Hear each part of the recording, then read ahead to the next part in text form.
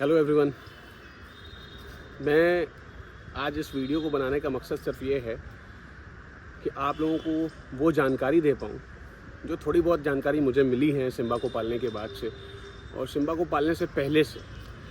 दरअसल मुझे जानवरों का बहुत ज़्यादा शौक़ है, तो मैं घर पे अपने गालियाँ खाता रहता हूँ, डांट खाता रहता हूँ, लेकिन जानवरों से उनसियत मेरी ख़त्म नहीं होती। मैं आपको बताऊँ कि पिछले 1 साल में मैंने अपनी 2 कैट्स को खोया। थोड़ी सी लापरवाही ये थी कि मैंने पाल तो रखी थी, लेकिन वैक्सीनेशन में सोचता था कि डॉक्टर लोग जो है ना वो भिड़ाते हैं। सच्चाई ये है कि ये प्रैक्टिकली मैंने ऐसा सोचा, मैंने बताया आपको कि डॉक्टर लोग लूटते हैं, चाहे वो इंसानों के हों चाहे जानवरों के हों। लेकिन मैं आपको बताना चाहता हूँ कि वैक्सीनेशन आपकी जानवर के लिए इतना ज़्यादा इम्पॉर्टेंट है, इतना ज़्यादा इम्पॉर्टेंट रोल प्ले करता है। मौत ज़िंदगी देखिए ऊपर वाले के हाथ में, लेकिन हमें क्योर करना है अपने जानवर। अगर आपने पाल रखा है तो उसके ऊपर जो एक्सपेंसेस हैं, जो खर्चे हैं, जो वैक्सीनेशन का खर्चा है, जो उसकी दवाइयों का खर्चा है, वो आपको खर्चा उठाना पड़ेगा, अन्यथा आप जानवर मत पालें। मैं आपको सीरियसली बताऊं कि मैंने ईद वाले दिन मेरी और मेरी वाइफ की पूरी ईद ख़राब हो गई थी। मेरे 2 बच्चे मैंने इन हाथों में दम तोड़ते हुए देखा। वो लापरवाही मैंने खुद एक्सेप्ट करता हूँ कि मैंने की, और उसके बाद से मैंने तौबा किया कि मैं अपने जानवरों को लेके कभी भी ऐसी हरकतें नहीं करूँगा।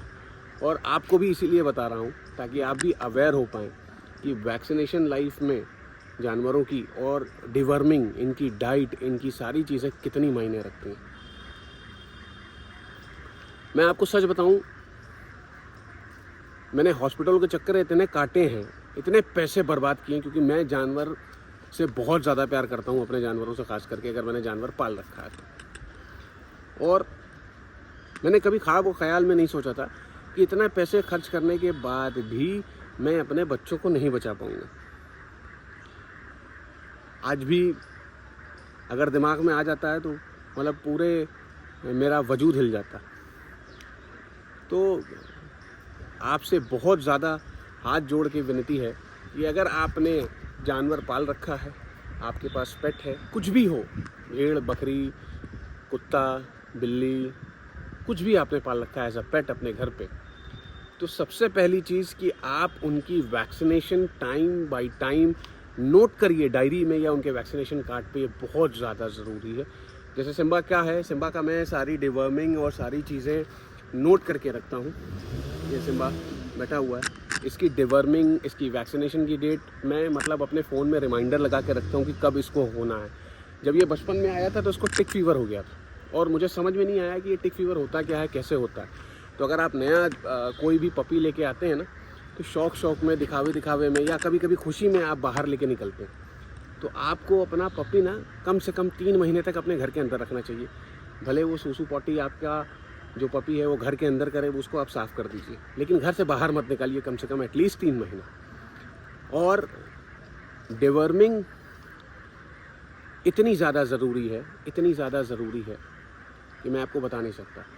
तो जब तक वो बच्चा है तब तक आप उसको 3 महीने तक आप अपने घर के अंदर रखिए।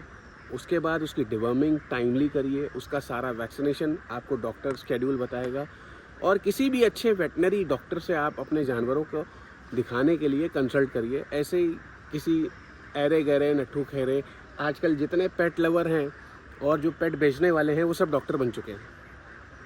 मेरी बात आप समझ रहे हैं? जिनकी एनिमल की दुकान है, जो डॉग फूड और एसेसरीज़ बेच रहे हैं, आप उनके यहाँ भी जाके वैक्सीनेशन करा लेते हैं। उनको खुद को नहीं पता कि डॉग्स को कौन सी वैक्सीन अच्छी होती है, कौन सी वैक्सीनेशन लगना चाहिए, कौन सी वैक्सीनेशन नहीं लगना चाहिए, क्या होना चाहिए, क्या नहीं होना चाहिए। ये बहुत ज़्यादा ज़रूरी है। तो मैं आपसे रिक्वेस्ट करता हूँ कि अगर आप अपने पेट का ख्याल रखते हैं, आप अपने पेट से प्यार करते हैं, तो आप इनको लेके कॉन्शियस रहिए, वरना जानवर मत पालिए। होप आपको वीडियो पसंद आया हो। अगर वीडियो पसंद आया हो तो आप चैनल को सब्सक्राइब ज़रूर कर देना। ये मेरा पहला एक इन्फॉर्मेटिव वीडियो है, तो मोस्ट प्रॉब्ली ऐसे वीडियोज़ मैं बनाता रहूँगा। Thank you.